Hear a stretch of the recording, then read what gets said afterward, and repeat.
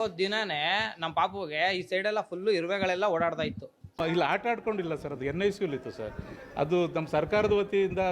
ಸ್ನೇಹಿತರು ನಮಸ್ಕಾರ, ನಾನು ನಿಮ್ಮ ರಾಕೇಶ್ ಶಾರುಂಡಿ. ಮೈಸೂರಿನ ಚೆಲುವಾಂಬ ಆಸ್ಪತ್ರೆಯಲ್ಲಿ ನಡೆದಂಥ ವಿಚಿತ್ರವಾದಂಥ ಘಟನೆ ನೋಡಿ. ಈ ಕೇಸ್ಗೆ ಸಂಬಂಧಪಟ್ಟಾಗ ಈಗ ಅನೇಕ ಪ್ರಶ್ನೆಗಳು ಕೂಡ ಹೇಳ್ತಾ ಇರೋದು. ಒಂದು, ನವಜಾತ ಶಿಶುವಿಗೆ ಇರುವೆಗಳು ಕೂಡ ಕಚ್ಚಿಬಿಟ್ರೆ ಅದು ಪ್ರಾಣವನ್ನೇ ಕಳೆದುಕೊಳ್ಬೇಕಾದಂಥ ಪರಿಸ್ಥಿತಿ ನಿರ್ಮಾಣವಾಗುತ್ತಾ ಅಂತ ನೊಂದ ಪೋಷಕರು ಆಕ್ರೋಶವನ್ನು ವ್ಯಕ್ತಪಡಿಸಿದರು, ಕಣ್ಣೀರು ಹಿಟ್ಟರು. ಆಗತಾನೆ ಹುಟ್ಟಿದಂಥ ಕಂದಮ್ಮನ್ನು ಕಳೆದುಕೊಂಡಿದ್ದಕ್ಕಾಗಿ ಅವರು ಕೂಡ ಬಹಳಷ್ಟು ಪರಿತಾಪವನ್ನು ವ್ಯಕ್ತಪಡಿಸಿದರು. ನೋಡಿ, ಇದೇ ರೀತಿಯಾದಂಥ ಘಟನೆಗಳು ಇಡೀ ಭಾರತದಲ್ಲಿ ಅನೇಕ ಪ್ರಕರಣಗಳು ಕೂಡ ದಾಖಲಾಗಿದ್ದಾವೆ.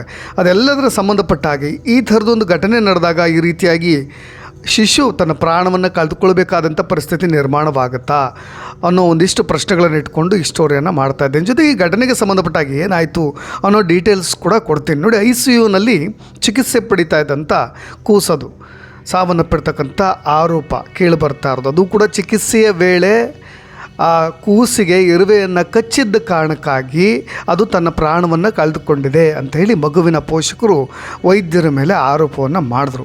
ಈ ಘಟನೆ ಮೈಸೂರಿನ ಚೆಲುವಾಂಬ ಆಸ್ಪತ್ರೆಯಲ್ಲಿ ನಡೆದಿರ್ತಕ್ಕಂಥ ಘಟನೆ.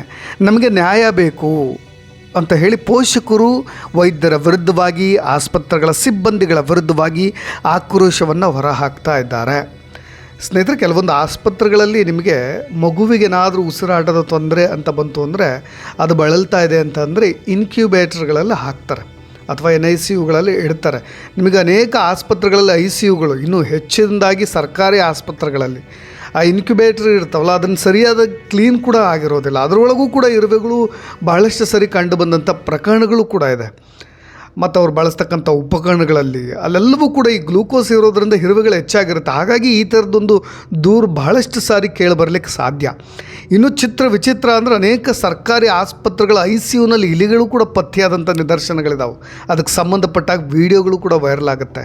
ಸರ್ಕಾರಿ ಆಸ್ಪತ್ರೆ ಅಂದರೆ ಯಾವ ರೀತಿಯಾದಂಥ ನಿರ್ಲಜ್ಜ ಮತ್ತು ಬೇಜವಾಬ್ದಾರಿತನ ಅನ್ನೋದಕ್ಕೆ ಅನೇಕ ನಮಗೆ ಪಾಠವಾಗಿ ನಿಲ್ತಕ್ಕಂಥ ವಿಡಿಯೋಗಳು ಕೂಡ ಇದ್ದಾವೆ. ಅವೆಲ್ಲವುಗಳನ್ನು ಪಕ್ಕಕ್ಕಿಟ್ಟು ಮಾತನಾಡ್ತದೆ. ಈ ಘಟನೆ ಹೇಗಾಯಿತು, ಏನಾಯಿತು ಅನ್ನೋದನ್ನು ಆರಂಭದಲ್ಲಿ ನೋಡ್ತಾ ಹೋಗೋಣ. ನೋಡಿ, ಮೈಸೂರಿನ ಚೆಲುವಾಂಬ ಆಸ್ಪತ್ರೆಯಲ್ಲಿ ಇದೇ ತಿಂಗಳು ಏಪ್ರಿಲ್ 15ಕ್ಕೆ ಮಗು ಜನನ ಆಗಿತ್ತು. ಅದಾದಮೇಲೆ ಅವಧಿ ಪೂರ್ವ ಗಂಡು ಮಗು ಅಂತ ಹೇಳಿ ಅದನ್ನು ಕೇವಲ ಒಂದು 7 ತಿಂಗಳಿಗೆ ಹುಟ್ಟಿದ್ದರಿಂದ 1 kg 40 ಗ್ರಾಮ್ ಇತ್ತಂಥ ಕೂಸು ಪಾಪ. ಹಾಗಾಗಿ ಅದನ್ನು ICUನಲ್ಲಿ ಚಿಕಿತ್ಸೆಯನ್ನು ಮುಂದುವರಿಸಲಾಗಿತ್ತು.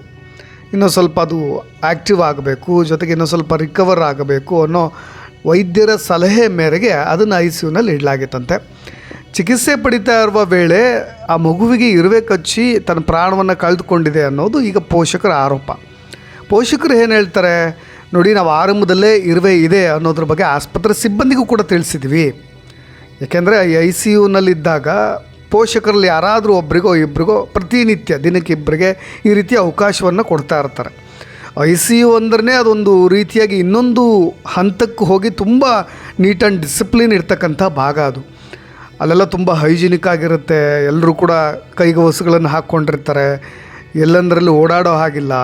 ನೀವು ಯಾವುದೋ ಚಪ್ಪಲಿ ಶೂಗಳನ್ನು ಹಾಕ್ಕೊಂಡು ಒಳಗೆ ಎಂಟ್ರಿ ಕೊಡೋ ಹಾಗಿಲ್ಲ.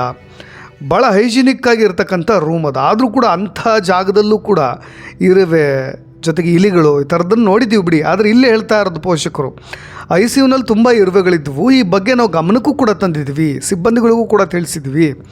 ಅವರು 1-2 ಇರುವೆಗಳಿದ್ದಾವೆ ಅಷ್ಟೇ, ಸಿಹಿ ಇರೋ ಕಾರಣಕ್ಕೆ ಬಂದಿದ್ದಾವೆ ಅನ್ನೋ ಬೇಜವಾಬ್ದಾರಿತನದ ಮಾತುಗಳನ್ನು ಹಾಡಿದ್ರು, ಸಮಜಾಯಿಷಿ ಕೊಟ್ಟರು. ಈಗ ನೋಡಿದರೆ ನಮ್ಮ ಕೂಸೆ ತೀರ್ಕೊಂಡ್ಬಿಟ್ಟಿದೆ ಅಂತ ಬಿಕ್ಕಿ ಬಿಕ್ಕಿ ಅಳ್ತಾಯಿದ್ರು. ನಮಗೆ ನ್ಯಾಯ ಬೇಕು ಅಂತ ಪೋಷಕರು ಕೂಡ ಆಕ್ರೋಶವನ್ನು ಹೊರ ಹಾಕ್ತಾಯಿದ್ರು. ಈ ICUನಲ್ಲಿ ಇರುವೆಗಳ ಕಾಟ ವಿಪರೀತವಾಗಿತ್ತಂತೆ. ಈಗ ಆ ಮಗು ಇದೆಯಲ್ಲ, ಅದರ ದೇಹದ ಮೇಲೆ ಕೆಲವೊಂದು ಇರುವೆಗಳು ಕೂಡ ಓಡಾಡ್ತಾ ಇದ್ದಾವೆ ಅಂತ ನಾವು ಸಿಬ್ಬಂದಿಗೂ ಕೂಡ ಮೊದಲೇ ತಿಳಿಸಿದ್ವಿ.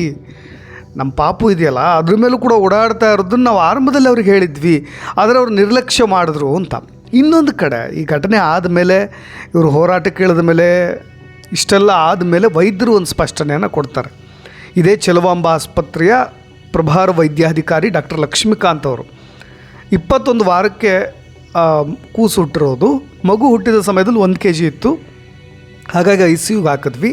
ICUನಲ್ಲಿ ಮಗುವಿನ ಚಿಕಿತ್ಸೆ ಹಿನ್ನೆಲೆ ಆ ಮಗುವಿನ ಕೈ ಮತ್ತು ಬಾಯಿಗೆ ಪ್ಲಾಸ್ಟರನ್ನು ಹಾಕಿದ್ವಿ. ಆ ಪ್ಲಾಸ್ಟರ್ ತೆಗೆದ ವೇಳೆ ಕೆಲವೊಂದು ಮಾರ್ಕ್ಗಳಿದಾವೆ ಅಷ್ಟೇ. ಆದರೆ ಇವರು ಹೇಳ್ತಾ ಇರೋ ಹಾಗೆ ಆ ಥರದ ಮಾರ್ಕ್ಗಳಲ್ಲ, ಅದು ಪ್ಲಾಸ್ಟರ್ನ ತೆಗೆದಾಗ ಹಾಕ್ತಕ್ಕಂಥ ಮಾರ್ಕ್ಗಳು. ಆದರೆ ಈ ಪೋಷಕರು ಏನು ಹೇಳ್ತಿದ್ದಾರೆ, ಈ ಇರುವೆ ಕಚ್ಚಿದ್ದಕ್ಕೆ ಆ ಮಾರ್ಕ್ಗಳಾಗಿದೆ ಅಂತ ಹೇಳ್ತಾ ಇದ್ದಾರೆ. ಅದೆಲ್ಲವೂ ಕೂಡ ಸುಳ್ಳು ಅಂತ ಹೇಳ್ತಾ ಇರೋದು. ಇನ್ನು ಮುಖಕ್ಕೆ ಆಕ್ಸಿಜನ್ ಮಾಸ್ಕನ್ನು ಅಳವಡಿಸಿದ್ರಂತೆ. ಅದರ ಪ್ರೆಷರ್ ಇರುತ್ತಲ್ವ, ಆ ಒತ್ತಡದಿಂದಾಗಿ ಆ ಮುಖದ ಮೇಲೆ ಕೆಲವುಗಳು ಗುರುತುಗಳಾಗಿದ್ದಾವೆ. ಹಾಗಾಗಿ ಮಗುವಿನ ಹೃದಯ ಬಡಿತ ಕಡಿಮೆ ಆದಾಗ ಮತ್ತದು ಪುನಶ್ಚೇತನ ಆಗಲಿ ಅಂತ CPR ಎದೆಯನ್ನು ಕೂಡ ಒತ್ತಲಾಗಿತ್ತಂತೆ. ಆ ಗುರುತುಗಳು ಕೂಡ ಎದೆಯ ಮೇಲಿದಾವಂತೆ, ಒತ್ತಿದ ಗುರುತುಗಳು ಕೂಡ. ಇವು ಇರುವೆ ಕಚ್ಚಿದಂಥ ಗುರುತುಗಳಲ್ಲ ಅನ್ನೋದು ಅವ್ರು ಹೇಳ್ತಾ ಇರೋದು. ಇನ್ನು ಇರುವೆ ಇರೋದು ಸತ್ಯನ ಹಾಗಾದರೆ ಗ್ಲೂಕೋಸ್ ಬಾಟ್ಲಿಯ ಬಳಿ ಒಂದೇ ಒಂದು ಇರುವೆ ಇತ್ತಂತ. ಅದನ್ನು ನೋಡಿದ ಪೋಷಕರು ಇಡೀ ಘಟನೆಗೆ ಇರುವೆಗಳೇ ಕಾರಣ ಅಂತ ಅವ್ರು ಹೇಳ್ತಾ ಇದ್ದಾರೆ. ಯಾಕೆಂದರೆ ಗ್ಲೂಕೋಸ್ ಅಂದಾಗ ಒಂದು ಸ್ವಲ್ಪ ಸಿಹಿ ಇರೋ ಕಾರಣವಾಗಿ ಇರುವೆಗಳು ಬರುತ್ತೆ. ಆದರೂ ಗ್ಲೂಕೋಸ್ ಬಳಿ ಇರುವೆ ಇದ್ದದ್ದು ಸತ್ಯನಾ? ಹೌದು, ಅದು ವೈದ್ಯರೇ ರಿಯಾಕ್ಟ್ ಮಾಡಿದ್ರು. ಹೌದು, ಗ್ಲೂಕೋಸ್ ಬಾಟ್ಲಿ ಬಳಿ ಇತ್ತು. ಅದನ್ನು ನೋಡಿದಂಥ ಪೋಷಕರು ಈ ಇಡೀ ಘಟನೆಗೆ ಇರುವೆಗಳೇ ಕಾರಣ ಅಂತ ಹೇಳಿ ದೂರ್ತಾ ಇದ್ದಾರೆ ಅಂತ. ಸದ್ಯ ಆಸ್ಪತ್ರೆಯಲ್ಲಿ ಬಿಗುವಿನ ವಾತಾವರಣ ನಿರ್ಮಾಣ ಆಗಿತ್ತು. ಪೋಷಕರು ನ್ಯಾಯಕ್ಕೋಸ್ಕರ ಹೋರಾಟ ಮಾಡ್ತಾಯಿದ್ರು. ಆಸ್ಪತ್ರೆ ಮಂಡಳಿಯು ಪೋಷಕರ ದುಃಖವನ್ನು ಅರ್ಥ ಮಾಡ್ಕೊಳ್ತೀವಿ ನಾವು, ಅರ್ಥ ಆಗುತ್ತೆ ನಿಮ್ಮ ನೋವು.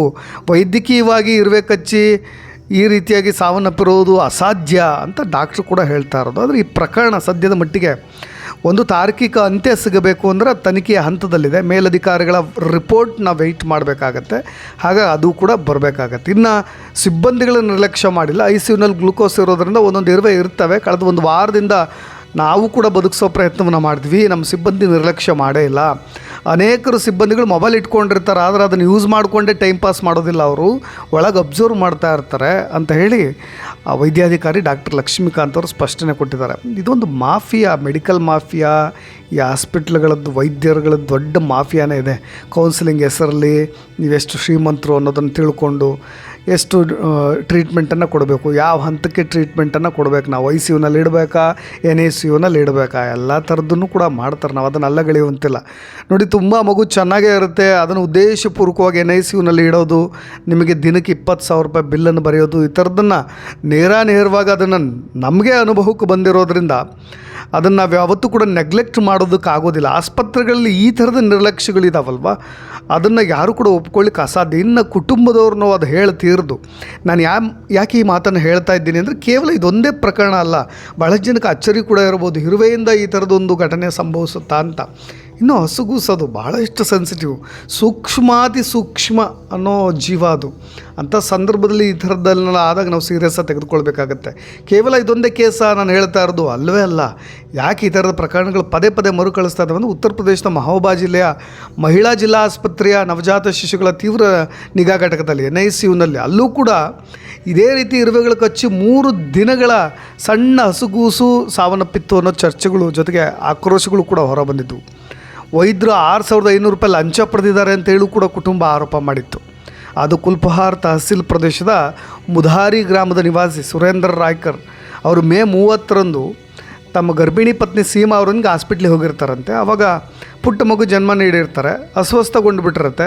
ವೈದ್ಯರು ಅವ್ರನ್ನ NICUಗೆ ಸೇರಿಸ್ತಾರೆ. ಆ ವಾರ್ಡ್ನಲ್ಲಿ ಕೊಳಕು ಇರುವೆಗಳ ಬಗ್ಗೆ ಅವರು ಕೂಡ ವೈದ್ಯರಿಗೆ ಸಿಬ್ಬಂದಿಗಳಿಗೆ ಹೇಳಿರ್ತಾರೆ, ದೂರನ ಕೊಟ್ಟಿರ್ತಾರೆ, ಕಂಪ್ಲೇಂಟ್ ಕೊಟ್ಟಿರ್ತಾರೆ. ಅವ್ರ ನೆಗ್ಲಿಜೆನ್ಸಿ ನೋಡಿ. ಅದಾದ ಮೇಲೆ ಅವರು ಪೇರೆಂಟ್ಸ್ಗಳೆಲ್ಲ ಹೇಳ್ತಾ ಇರೋದು ಅಲ್ಲಿ ಇದ್ದಿದ್ದರಿಂದಲೇ ಈ ಥರದೊಂದು ಘಟನೆ ಆಯಿತು ಅಂತ. ನಾನಿದು ಬೇತುಲ್ನ ಘಟನೆ ಇನ್ನೊಂದನ್ನು ನೆನಪು ಮಾಡ್ಕೊಳ್ಬೇಕು. ಇದು ಉತ್ತರ ಪ್ರದೇಶದ ಮೆಹಬೂಬಾ, ಇನ್ನೊಂದು ಬೇತುಲ್ ಅಂತ ಮಧ್ಯಪ್ರದೇಶದಲ್ಲಿ. ಅಲ್ಲೂ ಕೂಡ ಇದೇ ರೀತಿಯಾಗಿ ಸರ್ಕಾರಿ ಆಸ್ಪತ್ರೆಯ ICUನಲ್ಲಿ ಇರಿಸಿದಾಗ ಅಲ್ಲೂ ಕೂಡ ಇದೇ ರೀತಿಯ ಕೆಂಪು ಇರುವೆಗಳು ತೀವ್ರವಾಗಿ ಕಚ್ಚಿದ್ದಕ್ಕೆ ಅಲ್ಲೂ ಕೂಡ ಇದೇ ರೀತಿಯಾದಂಥ ಘಟನೆ ಸಂಭವಿಸಿತ್ತು. ಆಮೇಲೆ ನಾವು ತನಿಖೆ ಮಾಡ್ತೀವಿ ಅಂತ ಹೇಳಿ ಜಿಲ್ಲಾಧಿಕಾರಿಗಳು ಬರ್ತಾರೆ, ವೈದ್ಯ ಆರೋಗ್ಯಾಧಿಕಾರಿಗಳು ಕೂಡ ಬರ್ತಾರೆ, ಎಲ್ಲ ಆದೇಶ ಮಾಡ್ತಾರೆ. ಆದರೆ ರಿಪೋರ್ಟ್ಗಳು ಬೇರೆ ರೀತಿಯಾಗಿ ಕೆಲವೊಂದು ಸರಿ ಬಂದುಬಿಡ್ತಾವೆ.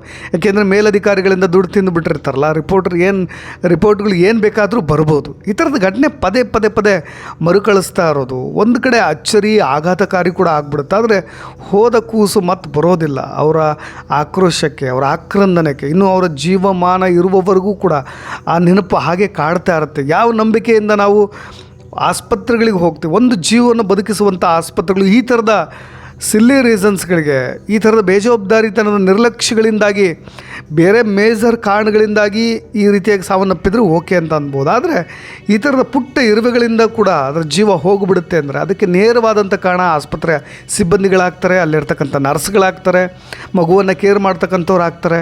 ನೀವು NICUಗೆ ICUಗೆ ಹಾಕಿದ ₹1 ಕಡಿಮೆ ಕೊಟ್ಟರೆ ಇಸ್ಕೊಳ್ಳೋದಿಲ್ಲ ಇನ್ನು ಆಸ್ಪತ್ರೆಯವರು. ಅದನ್ನು ಹೀಗೆ 10 ದಿನ 11 ದಿನ 2 ದಿನಕ್ಕೆ ಕ್ಯೂರ್ ಆಗಬೇಕಾಗಿದ್ದಂಥ ಮಗುವನ್ನು 10 ದಿನ 11 ದಿನ ಅಂತೇಳಿ 1 ತಿಂಗಳವರೆಗೂ ಕೂಡ ತಳ್ತೀರಿ. ಈ ಕಡೆ ಅವರು ಸಾಲ ಮಾಡಿ ಮಗು ಬದುಕಿದ್ರೆ ಸಾಕಪ್ಪ ಅನ್ನೋ ರೀತಿಯಾಗಿ ಅವ್ರು ಎಷ್ಟು ಬೇಕೋ ಅಷ್ಟು ಶ್ರಮವನ್ನು ಹಾಕಿರ್ತಾರೆ. ಆದರೆ ಕೊನೆಗೆ ಬರ್ತಕ್ಕಂಥ ರಿಸಲ್ಟ್ ಈಗ ಆಗಿದ್ದಾಗ ಮಾತ್ರ ಈ ಥರದ ಆಕ್ರೋಶವನ್ನು ಕೇಳ್ತೀವಿ. ಅಟ್ಲೀಸ್ಟ್ ಇದರಲ್ಲಿ ನ್ಯಾಯ ಸಿಗಬೇಕು ಅಂದರೆ ಸರಿಯಾದ ರೀತಿಯಲ್ಲಿ ರಿಪೋರ್ಟ್ಗಳು ಬರಬೇಕು. ಆರೋಗ್ಯಾಧಿಕಾರಿಗಳಿರ್ಬೋದು, ಅದು ಎಲ್ಲಿ ತನಿಖೆಗೆ ಹೋಗಿದೆಯೋ ಆ ರಿಪೋರ್ಟ್ ಸರಿಯಾಗಿ ಬಂದರೆ ಪನಿಷ್ಮೆಂಟ್ ಆದರೆ ಮುಂದೆ ತಿದ್ದುಕೊಳ್ತಾರೆ. ಈ ರೀತಿಯಾಗಿ ನಾವು ಕಾನೂನನ್ನೇ ಕೊಂಡುಕೊಳ್ಬಹುದು, ಮೇಲೆ ಅಧಿಕಾರಿಗಳನ್ನು ಕೂಡ ಕೊಂಡುಕೊಳ್ಬಹುದು ಅಂದಾಗ ಅಲ್ಲಿ ನಾವು ನ್ಯಾಯವನ್ನು ಕಂಡುಕೊಳ್ಳಲಿಕ್ಕೆ ಸಾಧ್ಯವಿಲ್ಲ. ಈ ಥರದ ಅಸಹಾಯಕ ಅಮಾಯಕ ಕುಟುಂಬಗಳು. ಈ ಕೇಸ್ಗೆ ಸಂಬಂಧಪಟ್ಟಾಗ ನಿಮ್ಮ ಅಭಿಪ್ರಾಯ ಏನಾದರೂ ಇದ್ದರೆ ತಿಳಿಸ್ಬೋದು ಅಂತ ಹೇಳ್ತಾ ಧನ್ಯವಾದ.